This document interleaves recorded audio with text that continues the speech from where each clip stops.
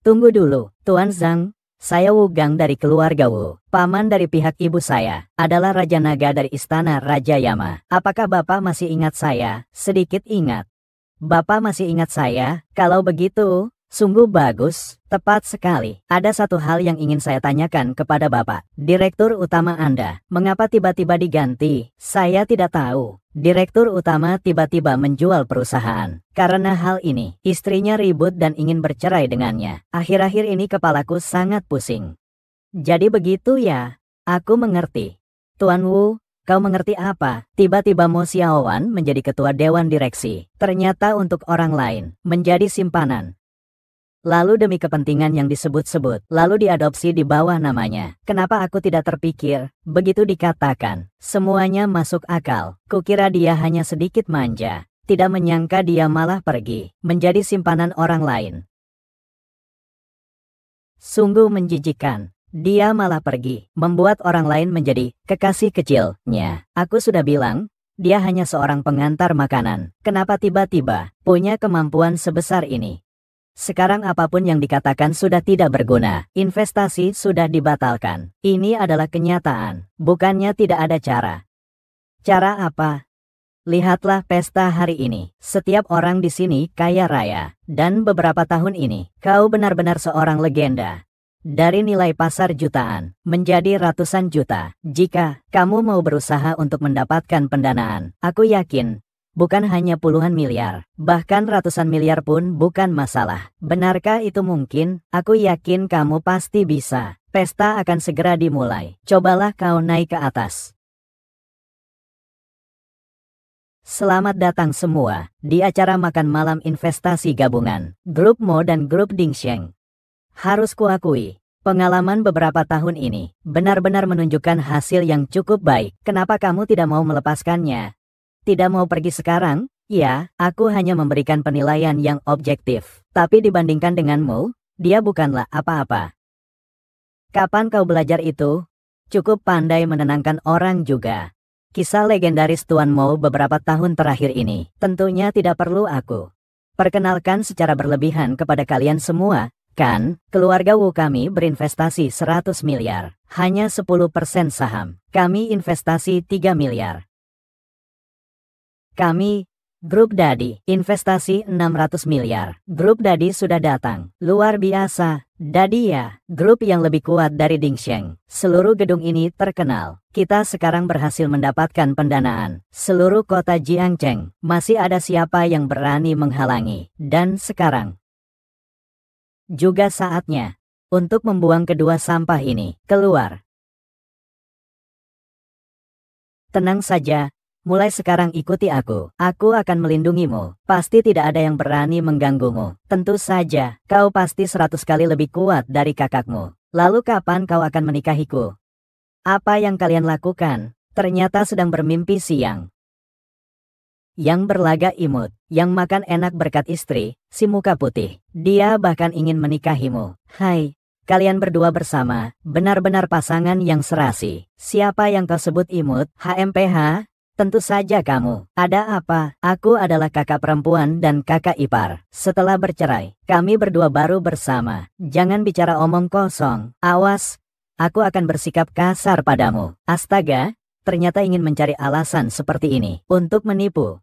Apakah aku bilang kalian, hubungan seperti apa itu? Yang saya maksud adalah hubunganmu dengan Direktur Utama Dingsheng International. Itu. Aku dengan dia, bagaimana mungkin hubungan seperti itu? Lalu kau jelaskan apa? Penjelasan itu adalah penyamaran. Penyamaran itu adalah faktanya. Dan kau tadi juga bilang, itu bersama Qin Feng. Lah, apa yang sudah kau lakukan? Aku melakukan apa? Kau yang melakukan apa? Benarkah? Apakah kau tidak bisa melihatnya? Aku ingin memberimu sedikit rasa hormat terakhir. Dan kau... Qin Feng, aku tidak tahu dengan cara apa kau menipu adikku. Dia masih muda. Semoga kau mempertimbangkan 5 tahun ini. Melepaskannya, melepaskan aku. Lebih penting lagi, Lepaskan dirimu sendiri. Ambil uang 1 juta yang kuberikan padamu. Tinggalkan tempat ini dan menghilang dari hadapanku selamanya. Suamiku tidak membohongiku. Aku ikhlas. Kenapa kalian tidak bisa melihat kebaikan suamiku? Apa aku harus mempublikasikan identitasmu baru kau puas? Ya, kau tidak punya malu. Aku masih punya keluarga Moku. Meskipun kau tidak memikirkan dirimu sendiri, setidaknya pikirkan kakek. Apa kau ingin membuat beliau mati karena marah padamu? Siapa aku sebenarnya? Katakanlah, statusku sebagai CEO kamar dagang Dingseng malah membuatmu malu. Baik sekali. Setelah lama bersama Qin Feng, kau benar-benar sudah tidak punya batasan sama sekali. Demi tujuan, kau tak segan menggunakan cara apapun. Kau ingin membuatku mati karena kesal. Bagaimana aku sampai membuatmu marah? Kau melakukan ini semua karena Qin Feng membalasku. Tidak segan menjadi kesayangan Ketua Dingseng Group di acara pameran investasi. Berbagai cara kau tekan aku. Sampai kapan kau akan berbuat onar? Aku ini imut. Atau lebih tepatnya, imutnya Dingseng Group. Benar. Kalau tidak, bagaimana kau menjelaskan kenapa kau bisa begitu mudah naik jabatan? Aku sudah bilang pada kalian, ini hadiah dari kakak iparku. Dia memberikanmu. Aku sudah bersama dia selama 5 tahun. Dia hanya pernah memberikan makanan pesan antar. Selain itu tidak pernah memberikan apapun. Cerai. Dia hanya memberikanmu 1 grup perusahaan yang sangat berharga. Atau aku yang bodoh? Iya, benar. Kalau dia mampu, kenapa dia harus mengantar makanan? Dari dulu ngapain saja? Kau jangan bicara sembarangan. Ya, si imut ini, si muka putih ini, cukup serasi juga. Kenapa aku tidak menyadarinya sebelumnya? Kalian jangan bicara sembarangan. Aku bukan. Ah iya. Kau bukan. Aku iya. Sudahlah. Ngeri juga kalau dipikir-pikir. Sejak kapan kamu mengajak ketua dewan? Kapan lagi mengajak si imut ini? Tak terbayangkan. Tadinya berniat memberi kalian jalan hidup karena kalian sendiri yang mencari kematian. Maka jangan salahkan aku. Qin Feng berpura-pura lagi. Bagus, mulailah pertunjukanmu. Aku sangat takut. Kalian benar-benar bermaksud melanjutkan jalan ini sampai akhir? Ya, membuat grup DT menarik seluruh investasinya. Grup Mo, Qin Feng, wajahmu masih bisa lebih besar lagi. Jangan bilang Mo Xiaowan juga menjadi simpanan Bumi Group. Kau berani bicara omong kosong lagi. Aku akan merobek mulutmu. Berani memukulku. Aku akan membunuhmu sekarang juga. Tidak baik, Tuan Mo. Grup Dadi tiba-tiba menarik investasi mereka. Apa? Bagaimana mungkin? Grup Dadi, kenapa tiba-tiba menarik investasi? Mereka telah berinvestasi ratusan miliar, memiliki saham lebih dari 50%. Memang begitu. Di sini, apakah ada kesalahpahaman? Tuan Mo, jangan terburu-buru dulu. Saya akan menanyakannya kepada perwakilan mereka. Ada apa ini?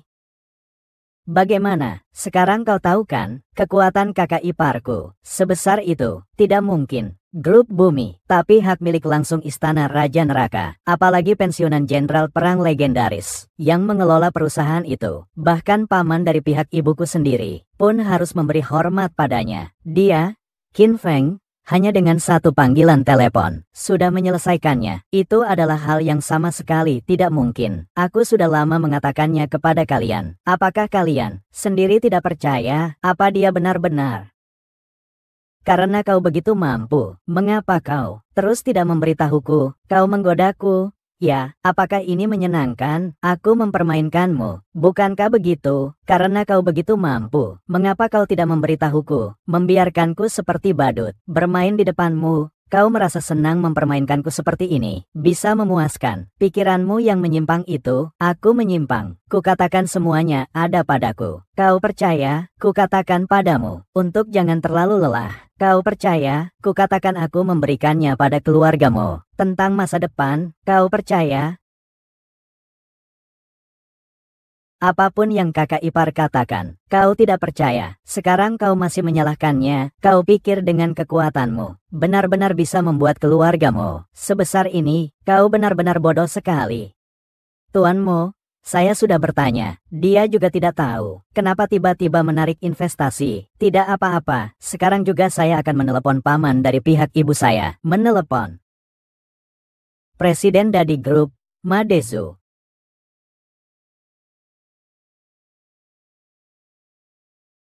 Patua Ma, saya Wugang dari keluarga Wu. Ayah saya sebelumnya pernah makan bersama Bapak. Saya beruntung pernah melihat Bapak sekali. Tidak tahu apakah Bapak masih ingat saya. Oh, ini anak muda dari keluarga Wu. Ya, bagaimana kabar Ayahanda akhir-akhir ini? Ayahanda, baik-baik saja akhir-akhir ini. Sebelumnya beliau bahkan berkata jika ada waktu luang, pasti akan kembali mengunjungi Bapak. Tidak menyangka hari ini, kami bertemu Bapak di sini. Hahaha, ini kebetulan sekali. Yang Bapak maksudkan, Bapak tenang saja. Mulai sekarang saya pasti akan sering menjenguk Bapak. Tapi, hari ini saya ada satu hal ingin bertanya kepada Bapak. Bapak, benar-benar Qin Feng menelepon Anda, mengakhiri kerjasama dengan keluargamu. Qin Feng, siapa ini? Lalu mengapa Anda mengakhiri kerjasama dengan keluargamu? Saat itu adalah Istana Raja Neraka. Telepon itu dari Tuan Luan Mian, tapi sama sekali bukan seperti yang kau katakan. Jadi begitu, Tuan Ma, saya senang Anda datang hari ini. Kalau tidak, akan ada seseorang yang menipu gurunya dan mencuri namanya. Menggunakan nama Bapak, mereka melakukan penipuan di sini. Tidak menyangka ada hal seperti ini. Wah, lebih parah dari yang Bapak bayangkan. Bahkan lebih dari itu, dia mengambil semua pujian dan menganggapnya sebagai jasanya sendiri. Dia bahkan mengatakan tentang grup bumi, hanya butuh satu telepon darinya. Qin Feng, aku benar-benar kecewa padamu. Kapan kamu bisa hidup dengan tenang? Ini pasti ada kesalahpahaman. Kesalahpahaman. Ketua Dewan Direksi Grup Dai sudah ada di sini. Bisa ada kesalahpahaman apa lagi? Sadarlah, jangan lagi membuat kesalahan. Ini, apa ini yang disebut dengan cinta buta itu? Ini terlalu menakutkan. Anak muda sekarang, beraninya luar biasa. Berani-beraninya menyamar sebagai saya. Dari Grup Bumi, saya kau. Kurasa kau bukan hanya tua, tapi juga sudah rabun. Ah, tidak, tenanglah. Suami kakakku, dia benar-benar orang dari Istana Raja Yama. Lalu, katakan siapa kau sebenarnya, berani-beraninya menantang batas Istana Raja Yama. Ya, cepat katakan, bagaimana membuktikannya? Kalian adalah orang-orang dari Istana Raja Yama. Bagaimana membuktikannya? Sudah kukatakan dia penipu. Bagaimana lagi membuktikannya? Harusnya dia diseret keluar, lalu tangan dan kakinya dipatahkan semua. Itulah buktinya, perintah Raja Neraka. Ya, ini adalah perintah Raja Neraka. Hanya orang-orang Istana Raja Neraka yang bisa memiliki perintah Raja Neraka. Ini sudah cukup membuktikan identitas kakak iparku, bukan? Ini adalah buktinya. Ini adalah dasar kepercayaanku. Tidak benar, aku belum pernah mendengar paman dari pihak ibu menyebutkan tentang sesuatu yang bernama perintah Raja Neraka. Mungkinkah dia memang memiliki identitas tersembunyi? Mungkinkah aku selama ini salah menilai dia? Benar, kakak iparku memang sekuat itu. Tapi kalian juga tidak bisa disalahkan. Siapa suruh kalian berpikir dangkal? Tidak, semua ini pasti tidak benar. Tuan Mo, tenanglah sedikit. Dia hanya mengambil sepotong papan usang dan mengoceh omong kosong di sini. Siapapun bisa melakukan itu. Saya belum pernah mendengar tentang hal seperti ini. Bagaimana mungkin itu benar? Sang pejuang tua ada di sini. Kalau tidak percaya, tanyakan saja padanya. Selama bertahun-tahun, ini pertama kalinya aku melihat perintah giok seperti ini. Lihatlah, omongan kalian ini sungguh berlebihan. Aku bahkan sempat merasa aku percaya apa yang kalian katakan. Kalian berdua sebenarnya mau berbuat onar sampai kapan? Ini pertama kalinya aku melihat orang yang seberani kalian. Kalian sekumpulan sampah pun pantas mengetahui perintah Raja Neraka. Kau bilang siapa yang sampah?